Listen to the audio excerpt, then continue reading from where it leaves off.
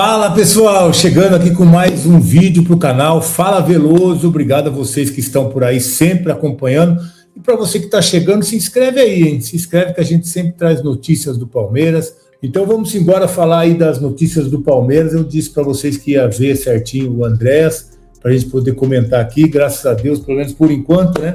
O Palmeiras descartou aí a cirurgia, vai fazer um tratamento conservador, provavelmente 3 semanas, até antes, né? Até antes deve ter aí o Andrés de volta. Foi só uma pancada, né? A clavícula aí que ele sentiu, uma pancada, caiu, bateu forte no chão, sem proteção ali. Começo de temporada, a musculatura não está preparada ainda para esse tipo de impacto, para essa força toda que ele bateu ali no gramado. Então deu um probleminha, mas acho que rapidamente vai ser solucionado. O Palmeiras está sofrendo um pouco nesse começo de temporada aí com lesões, né? A gente já viu o Tigrinho, já viu o Flaco, o Jefité, tem aí o Felipe Anderson. Então o Palmeiras está sofrendo um pouco com essas lesões no começo de temporada, mas está conseguindo se salvar, né? Está conseguindo se salvar, está conseguindo ganhar. Cada jogo 3 pontinhos, já estamos com 6 e vamos para buscar 9 pontos agora no Paulistão, que aliás o Abel tem um retrospecto sensacional, né? Foram 5 campeonatos paulistas, ele chegou em 5 finais, é isso. Aproveitamento do cara.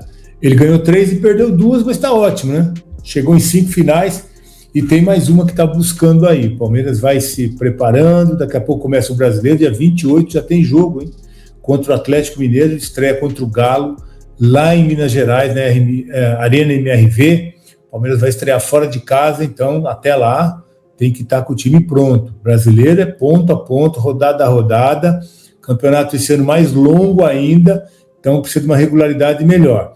Mas como o assunto é o Andrés, então isso tranquiliza bastante, saber que um jogador importante como ele vai estar à disposição logo mais, aí sem cirurgia já facilita, né? Se realmente for confirmado que não é necessário uma cirurgia, já tranquiliza. É bom que rapidinho ele está de volta, né? Então o Abel deve mexer no time, não tem como manter o time, os jogadores jogando em função de não ter uma preparação ideal, porque atrapalha a preparação da parte física, atrapalha o rendimento no campo, então vai ter sempre algumas mudanças vão acontecer. O Jefité, que já está recuperado, deve jogar o Jefité, descansa o Piquerez, vai treinar um pouco mais na parte física, para melhorar esse condicionamento, é começo de temporada. A gente pode ver o Maurício de volta, Marlon Freitas que deixou uma ótima impressão no primeiro jogo, jogou muito contra a Portuguesa, 1-0, para mim o melhor em campo, né? E fez o gol foi o Luigi, mas para mim o melhor em campo foi Marlon Freitas, que deve jogar mais uns minutinhos aí agora contra o Mirassol. Mirassol que começou bem, goleou não, 3-0 contra o São Paulo, agora tomou 3 do Primavera. Então esse campeonato é assim, né? Altos e baixos. E o Palmeiras vai para mais um jogo aí, precisando ganhar, precisando manter aí esses 9 pontos, o Bragantino está por ali também. E a gente sabe que na próxima fase, o primeiro joga contra o 8º. Então é legal chegar aí numa condição melhor, porque teoricamente você pega o time mais fraco, né? E lembra que eu falei que nessa fase do Paulistão, sem ter tempo de se programar, sem ter tempo de ter pré-temporada, os times do interior iam dar trabalho? Olha como é que tá. Foram só 2 jogos, é verdade, mas a gente já percebe que o rendimento, a parte física dos times aí do interior é muito melhor do que os times da capital. Não tiveram tempo de treinar, não tiveram tempo de se preparar. O Palmeiras é o segundo, o Bragantino é o primeiro, e o Corinthians é o 8º. Depois só time do interior. Primavera, tem o Velo, tem o São Bernardo São Bernardo também, está todo mundo por ali.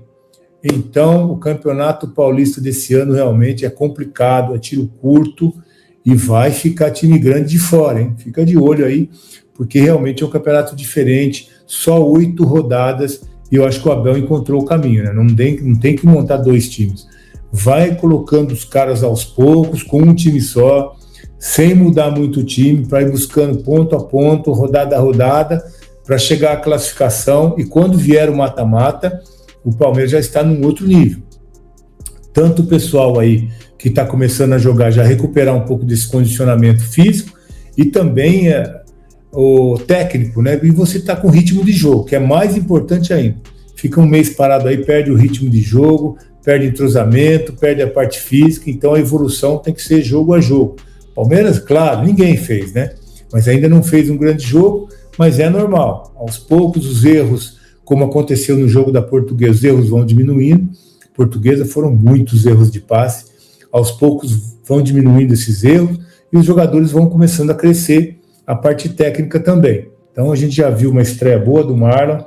Vamos esperar que mais jogadores possam mostrar uma evolução nesse jogo aí contra o Mirassol agora, que o Palmeiras precisa de mais 3 pontinhos, vai chegando, né, mais perto da classificação. Então é importante manter o nível, é importante não desfigurar muito o time, procurar manter um ou outro jogador. Eu acho que Giai deve entrar também, né? O Maurício deve jogar, Sousa deve jogar, não sei lá na frente se vai... Eu acho que o Tigrinho, né?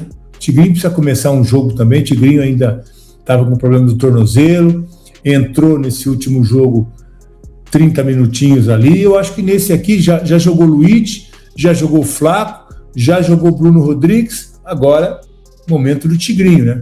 O Tigrinho pode começar jogando, precisa fazer uns golzinhos também para já, né, começar a temporada fazendo os golzinhos aí, o Vitor Roque. Então é importante começar jogando também. E aí vai o Alan, que está jogando bem, é menino ainda, dá para jogar mais por ali, né? Tivemos o Riquelme como boa novidade e o Palmeiras ainda buscando reforços, né? Ainda buscando reforços, porque as saídas, assim como foi o ano passado, as saídas são maiores do que as chegadas, e isso desequilibra o time. O Palmeiras precisa no mercado, está tentando aí Arias, Almada, Nino. Pelo menos a gente tem a ideia de que os nomes que estão aparecendo, que mudou a forma do Palmeiras agir no mercado, né? Parou de ir atrás de jogador novo, jogador já mais rodado, mais experiente, jogador que pode trazer mais experiência para esse time, líderes, como é o caso do Marlon Freitas, que no ano passado a gente sofreu com isso, né? Garotada, sem uma liderança forte dentro de campo, e na hora do mata-mata, na hora que a coisa afunila, o Palmeiras sofreu tanto no ano passado quanto no ano retrasado. Espero que as coisas possam, e parece que vão ser diferentes esse ano. O Palmeiras vai continuar forte, competitivo, mas um time mais cascudo esse ano. Vamos aguardar, tá bom? Caminhou positivamente a negociação entre Palmeiras e Zenit pelo Nino, tá bom? O clube passou a ceder mais, o Palmeiras da mesma forma também aceitando alguns termos, tem detalhes e alguns ajustes ainda a serem definidos, mas tá muito mesmo próximo do Palmeiras ter o seu segundo reforço na temporada, o zagueiro Nino, ex-Fluminense, tá bom? O Nino e o staff dele, nas férias agora em dezembro, se acertaram com o Fluminense. Nino e clube. Agora? Em dezembro. Estavam acertados. Sim. Né? Então a tal da cláusula que você falou e tudo mais, ela estava executada entre o clube brasileiro e o staff do Nino. Ah, tá. Porém, o Fluminense estava o quê? Esperando que o Nino cansasse a diretoria do Zenit para forçar essa saída e facilitar. E o Zenit falou, meu irmão, pode voltar. Pode voltar. Eu não tenho pressa nenhuma para vender você. E muito menos com o valor que você acha que eu quero e o clube que você se acertou de volta quer pagar. Difícil negociar. Esquece. Eu paguei 6 e eu quero 12. Não preciso de 6. Tô nem aí. Então, dinheiro ali não é o problema. O Palmeiras, ele foi por outro lado. O Palmeiras, ele foi no Zenit. Tanto que é que aquela viagem suposta do Barros à Rússia pra falar de Gerson e tal, teve como foco também o Nino. E ali o Palmeiras já ouviu, olha, 12 milhões, o negócio é fechado pra vocês, tá? E aí o Palmeiras volta pro Brasil. E quando o Palmeiras vai ao staff do Nino, ele encontra essa resistência do jogador, olha, eu tenho preferência, quero voltar pra cá, minha família tá adaptada, Fluminense, né, perdeu o Thiago Silva e etc, então pra mim é mais jogo voltar pra cá. Tudo bem, mas se eu conseguir me desenrolar com o Zenit, como é que funciona? A gente pode trocar uma ideia, entender e tal, mas eu preciso ver o lado do Fluminense. E me parece que nessas últimas horas o Fluminense travou o movimento de convencimento do Zenit, e o Zenit teria ficado irritado com o Fluminense por essa postura de ter fechado com o zagueiro sem consultá-lo. O que é normal no futebol, mas a gente sabe que os clubes querem aquela perfumaria de, olha, vem conversar comigo primeiro. Enfim, né? E como os russos estão nem aí pra hora do Brasil, os caras, meu irmão, se quiser fechar a porta pra você, vai fechar e você não entra mais. Acabaram de pegar uma bolada com o Gerson. Porra, só o Gerson. Cara, ali... Ali eles estão... Cara, o Zenit é da Gazprom, cara. Acabou. A Gazprom, pra quem não sabe, é a maior empresa de gás do planeta. Se tem uma coisa que dá dinheiro na Europa, é a Gazprom. Se a Gazprom fechar uma torneira de gás, a Europa inteira não faz mais nada. Não toma banho, não esquenta a comida, acaba com a Europa. Se fechar uma torneira do gás da Gazprom, por isso que a Europa tem dedos com a Rússia, questão de guerra, os caras não se metem muito, porque sabe que se a Gazprom fechar aqui, ó, fechei o gás, vocês estão mortos. Acabou. Ninguém, não tem botijão que vai dar conta do recado, entendeu? Então é só pra vocês entenderem se tem pouco poder o tal do Zenit. Pouca grana. Enfim. Então o que aconteceu? O Palmeiras foi amaciar o lado que define a história. E o Zenit, entendendo que o Palmeiras tem lá a sua boa proatividade, mas o Zenit fala, pô, mas você sempre vem conversar com valores menores. O Zenit gosta do Palmeiras, ao mesmo tempo também não cede, entendeu? Mas ele não trata mal o Palmeiras. É aquele amigo... O Zenit vê o Palmeiras como aquele amigo mala, mas que você coloca lá na turma. Ó, vamos viajar, mas o João vem. Puta, o João, velho. Puta mala, velho. Mas o João vem, vem. Aí o João toma 2, 3 cervejas, você vai lá e dá risada com o João na noite. Não tem problema nenhum, entendeu? É o que fica na churrasqueira. Bota ele lá pra fazer o enche o saco lá. Tá, ok? Então tá bom. Então, ó, ô João, é o seguinte, você quer viajar? Mas você toca o churrasco aí, não enche o saco da gente, a gente fica aqui bebendo. É basicamente isso. Tá bom? O Palmeiras é aquele chato, mas que o Zenit tolera. O Zenit não tolera o cara que vai, por exemplo, chegar na casa dele e dormir na cama dele, entendeu? Aí ferrou, aí portão pra fora. E foi mais ou menos o que aconteceu. E o Zenit chamou o Palmeiras pra conversar. Falou, ó, é o seguinte, meu, vocês ainda têm interesse no cara aqui, tá enchendo o saco, o cara tá de bico, o cara não quer voltar, assim, assado, enfim, ó, vamos tentar resolver esse problema então, vai, porque eu não quero ninguém aqui de cara feia enchendo meu saco. Eu sei que vocês querem contar com o zagueiro, então vamos entrar em acordo. E é o que está acontecendo. O Zenit avisou ao staff do Nino o seguinte: eu, neste momento, só faço negócio se for para o Palmeiras. Então isso foi o que aconteceu. Por isso que a conversa foi retomada. Porque os caras vieram aqui, os caras estão tranquilos, os caras estão negociando, papapá. Então a gente só faz negócio se for com o Palmeiras. Beleza? Beleza. Então você vai lá e conversa com o Palmeiras. Porque se você quiser voltar ao Brasil, nesse momento a prioridade é dos caras. Então, o Zenit deu a prioridade de venda do Nino ao Palmeiras. E por isso que o Palmeiras voltou a fazer o contato. Falou, Nino, é o seguinte, eu sei que você gostaria de voltar pro Fluminense e tal, mas você está vendo aí que os caras estão de bico. Eu tenho isso aqui para te oferecer. É menor do que você ganha na Rússia, mas é melhor do que você ganhava no Fluminense. Topa fechar aqui? Topo. Então tá bom, então... Vamos dar prosseguimento? Vamos. Aí, vem pra esse lado agora, com o acerto do Palmeiras e o staff do Nino. E agora a negociação tá o Palmeiras e o Zenit. Tentando diminuir, sem desvalorizar, obviamente, o jogador. Em dezembro, o Palmeiras sinalizou com 7 milhões de euros que não foram aceitos. O Zenit achou pouco. Então, essa proposta deve ter um aumento aí de, sei lá, 2, 3 milhões, chegar em 10. Eu acredito que em 10... milhões aí no máximo, ô Tortorelli, vou me surpreender se for menos, mas o que eu tenho ouvido é que vai tentar girar em torno disso aí. 7 Palmeiras, 12 o Zenit, eu acho que 10 seria um... Então, e aí o negócio começa a funcionar, tá bom? Se o Palmeiras tem uma porcentagem do John de cerca de 20%, e o John tá sendo negociado por valores que podem bater, eu tô lendo aqui 20 milhões de euros, você vai tirar, né? 20 milhões menos 20%, são 4 milhões de euros.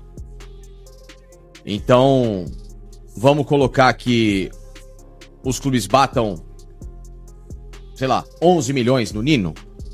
Você vai tirar 11 menos 4, 7 milhões. Aí... Sim.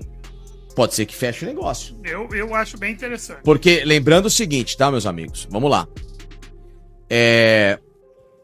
Em dezembro, quando o Palmeiras fez essa abordagem ao Zenit de 7 milhões, não havia John John na história.